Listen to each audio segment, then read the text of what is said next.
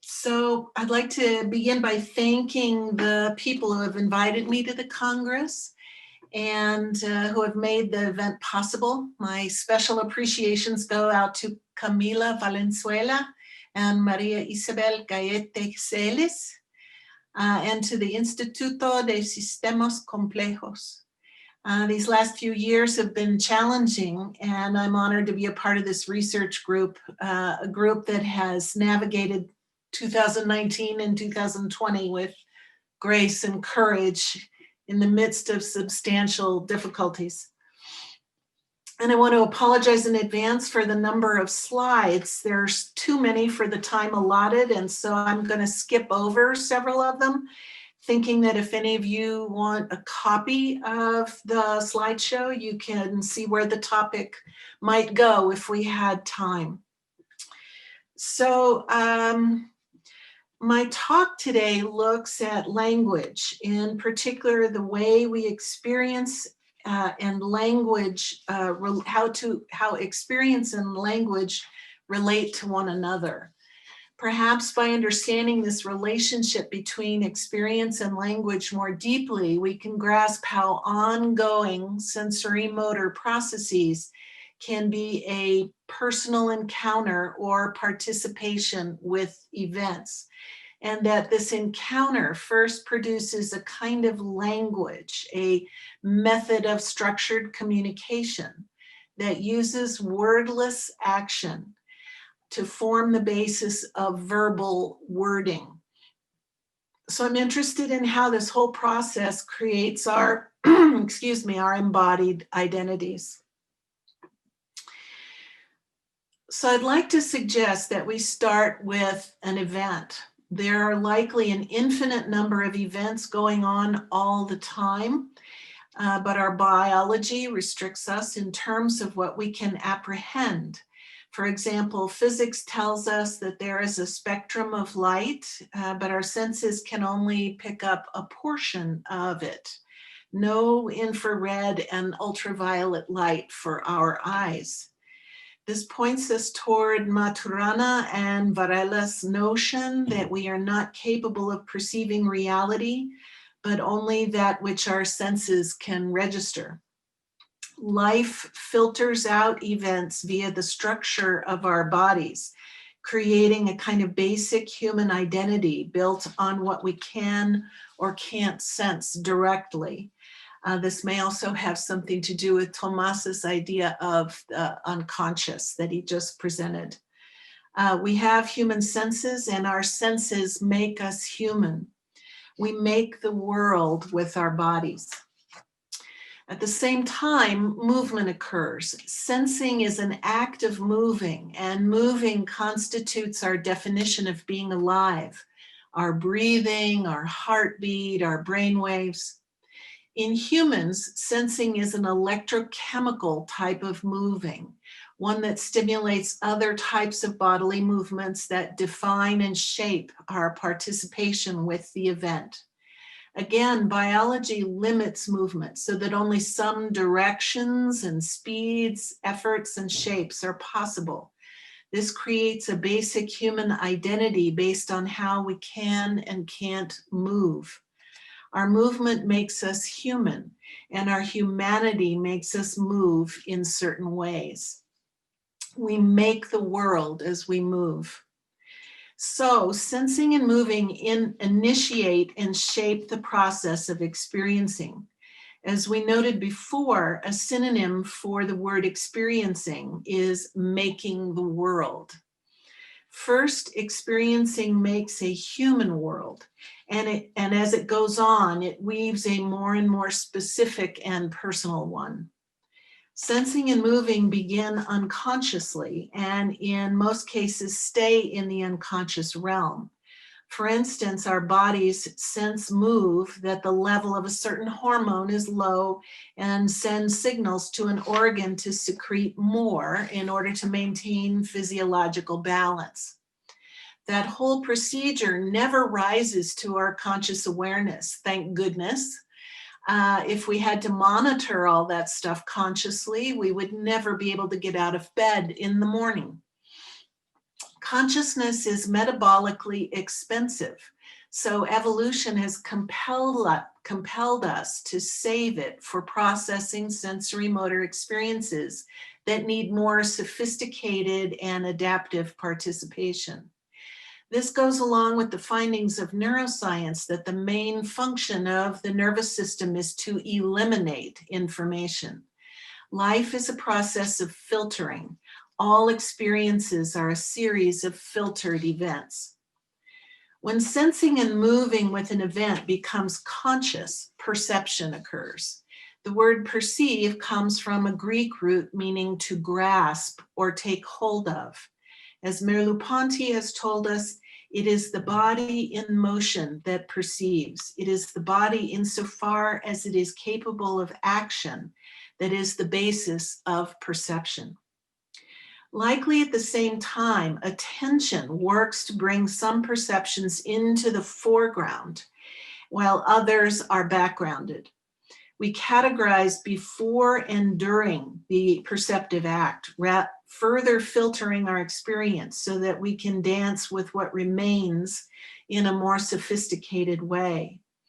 Here we begin to actively choose a world, largely based on previous experiences rather than genetic inheritances. It is this attentional choosing that many meditative practices seek to focus and clarify.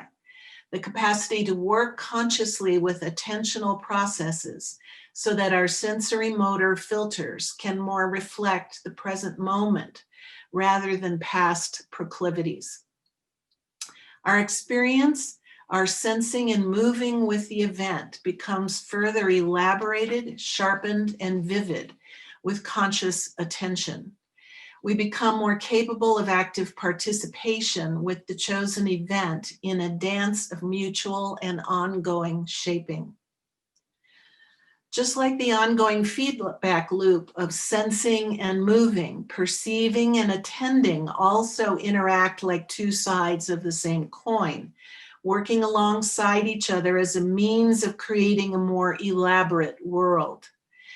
Creating, as Merleau-Ponty would say, the flesh of the world, the felt dimension of experience.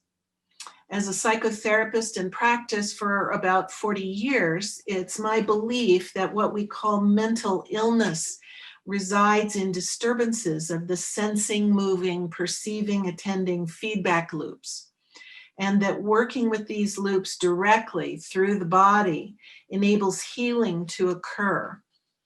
In this sense, what we call psychotherapy works most efficiently with the structure of experience more than the contents of experience. But that's material for another talk on another day. So the next phase of this diagram, I'm still thinking through, so I look forward to feedback from all of you about this. It seems to me that the act of participating with an event, also called having an experience, is somehow fundamentally different than completing with that experience and moving on to a new one. The model that I'm considering comes from mechanical physics, where it talks about how energy works. It charges, then it discharges. Another way to put it is that an experience fills us and then it empties out of us, often leaving some whispered traces called memories, much like how the lungs, upon exhaling, never quite empty. I see an experience as first charging us up, moving us, changing our state and what we do within that state via sensing, moving, and perceiving, attending. The second phase of an experience can then be seen as an emptying, a discharging of what has occurred in the experience that doesn't need to be retained, much like the digestive process. This also follows the principles of Buddhism, which teaches us to empty ourselves of distracting states that we are clinging to. It also creates a model for how psychotherapy understands emotional processing. An emotion comes, we move and are moved by it, and then it goes, ideally, with wisps of emotional memory left behind. Another analogy can be taken from how neurons and other cells operate. They charge, then discharge, then have a short refractory period, and then they fire again. The discharge phase is what I would like to explore because it's my feeling that this is our first moment of what we might call language. Okay, these are some of the slides I'm going to skip. There we go. So this discharge phase I will call expressing. The word comes from the Latin meaning to press out. Expressing connotes a kind of one-way street, an experience being discharged outwards from the organism into the environment. My sense is that this is a limited and dualistic view. More likely, an expression goes in all directions, radiating out from a locus somewhere in the body, so that the expression suffuses both the body itself and the space around the body. There is no hard distinction between the body and the environment. There are only degrees of influence radiating out from a locus like a wave. Recently, I was camping in southwestern Colorado in the United States. One evening, I was stung by a yellow jacket, which is a particularly aggressive and poisonous type of wasp. My yelling and reflexive moving was an immediate and highly expressive reaction to intense pain. These sounds and actions were an example of expression, one that I would have done had no one else been there. But my husband was there. I didn't have to tell him, "Husband, I have just been stung by a wasp and I am in intense pain." He got enough from the nonverbal and unverbalizable expressions that I was making to come running, which was a good start. So in communications theory, where they talk about all of us being senders and receivers of signals, an expression is seen as a fairly raw discharge of an experience. The sender expresses themselves directly without particularly considering the receiver or even needing a receiver. In communication, on the other hand, the sender actively shapes and adapts their expression into signals that the receiver can understand. In communicating, we effort to be understood. In communicating, so we take into account in communicating who the receiver is. Are they listening? Do they understand my mode of speech? Should I be using big words or small words? What mood are they in? So that we can connect to someone as we dance with our experiences. We may even tamp down our expressiveness so that we can be better understood. When I yelled and jumped after being stung, my husband immediately knew that I was in distress and he rushed over, but he didn't know how to help until I was able to calm down enough to say, "I've been stung by a wasp. There it is on the floor." Communication becomes real and meaningful when it initiates a shared experience between two or more organisms, one of whom goes over and stomps on the wasp. So I need to take a bit of a sidestep here and talk for a few minutes about the important role of, excuse me, attention in this process. One of the dictionary definitions of thinking is one's mind or attention. This brings us to the idea that thinking does not have to be with words, but can be an act of selecting and giving energy to experiential contents. The Zen Buddhist Thich Nhat Hanh was fond of saying that attention is like sunlight and water to a plant. What you pay attention to will grow. Another way of saying it is that attention is an act of giving metabolic energy to an experience as a fuel that can initiate the process of reflection. In mechanical physics, it is said that one must either add or subtract energy from a system in order to change it. This may point us to the role of attention, both in its unconscious and conscious iterations, in ongoing experience, and in the emergence of wording. By withdrawing attention from an experience, we diminish its hold on us. By pouring our attention into an experience, we can feel it more acutely, play with it expressively, and shape something coherent for our own and others' knowledge. So where in this process does language begin? It depends, of course, on how we define language, how we define word, the word. The Bible tells us that in the beginning was the Word, and the Word was made flesh. So clearly, the Abrahamic God feels that language comes in right away. Even though I'm not an Abrahamic type of person, this is an intriguing and powerful statement, worthy of a good bottle of wine in an evening during a discussion with friends. Words are typically seen as a single element in speech or writing. And here is where we can all pivot to a more broad understanding of word. And we can begin to ask how our bodies might generate their own type of words as they transition from expressing themselves to communicating to themselves and others. Perhaps when the Word was made flesh, it became so because someone used it to initiate a shared experience with another, which, because we are social mammals, feels good and ensures our survival. Words are not only embedded in speech or written language. A word is made flesh in the midst of an ongoing experience as it evolves into an expression and then perhaps into a communication. As our bodies continue to move with an experience, these increasingly elaborated movements form words. The moving body is wording.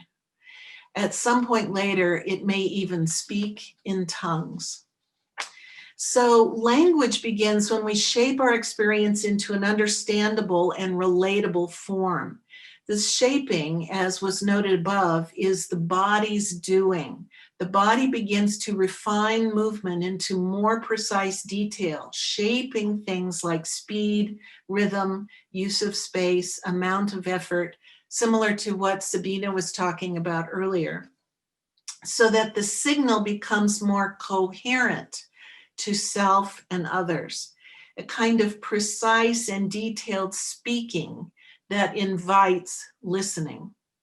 I find this word coherency fascinating and feel that helping the client to generate more coherent signals may be a way to operationalize the process of psychotherapy and perhaps medicine.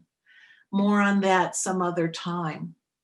For now, let's say that these increasingly coherent movements and the sensations that ride along with them can be called body narratives. The body, in the throes of an experience, will begin to narrate its experience in an effort to know and be known. As Maturana and Varela said, every act of knowing brings forth a world. Experiencing an event can stay largely personal as a self-expression that creates a more private or simple level of coherency. But when we want a more nuanced and profound sense of coherency and connection, we need to shape our embodied experience so that it communicates in a powerful and detailed way. It touches our inner being and it touches others in a way that increases both knowledge and understanding. It radiates out from a locus like a wave. I would like to suggest that within these coherency-producing moments, we experience identity formation. And I am having this experience. This experience is an act of me knowing myself. When we can send and receive coherent signals in the form of body narratives, we generate a body identity. I formulated this idea of body narratives and body identity as a way to explain what happens in an embodied psychotherapy session, and have written about it in other publications. In this short time, I will just say that I've drawn from the concept of narrative identity, which holds that our identity is formed from the stories we tell about ourselves and the stories that others tell about us. By extending these ideas into the embodied realm, we can say that the body narrates stories of its experiences through sensing and moving and attending to the ongoing unfolding of the experience as it comes and goes. Ongoing open attention gives energy to this system and allows an expressive or communicative narration to form, one that then shapes coherent identities. Our identities, however, are multiple, ongoing, and subject to change via further coherency generating experiences. Our identities aren't fixed, in other words. For some odd reasons, humans seem to want to talk about their experiences with body narratives as well as auditory or written utterances, working to generate waves of coherent connection. Experience is not so much abstracted from in this process as it is filtered and shaped into language, which is its own type of experience.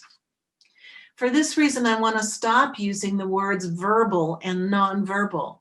Besides demeaning the body's language by defining it via what it is not, nonverbal, the body experiences we are researching are simply communicating in their own different types of words, putting together sensory motor sentences and paragraphs, and emerging with fully self-realized and self-identified narratives that form the basis of our ongoing, multiple, and adaptive identities. We don't put words to our experience.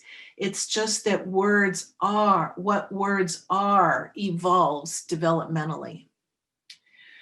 I think I'll say that again. We don't put words to our experience. It's just that what words are evolves developmentally. Yes, body narratives predate spoken and written language developmentally, but body narratives never go away. As we develop, we just become capable of using more and more channels of communication: body narratives, speech, writing, art, and so on. All of these channels can and should be used as research lenses so that our subsequent knowledge encompasses more human experiencing.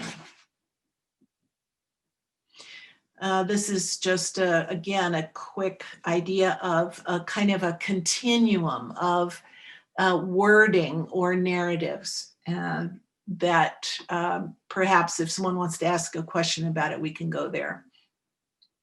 This is something about the development of written and spoken language. And I think there's, again, an equivalent wording that happens in the body. And we can, here I'm just showing about some of these equivalencies in terms of body language development that doesn't involve the kind of what we might call speech or written utterances. For instance, there's a sense of poetic language being very different than regular spoken language that is fun to talk about. So the event then experience, then express, then communicate process is cyclical, however. I should have done the slide in a cyclical way. Or perhaps it forms waves. Events run through biological filters to generate experiences, which create expressions of these experiences, which then may be worth the effort of creating coherent communications, which in turn enable further events to be experienced. In this dance, identity rises and falls, becoming more coherent and solid, then breaking down in the face of new events that are experienced in states of open attention.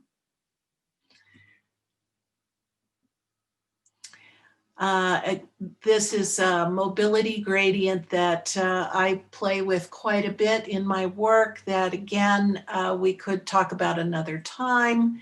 I also want to pull in at some point Elizabeth Benke's work. She speaks to a lot of what I've been talking about.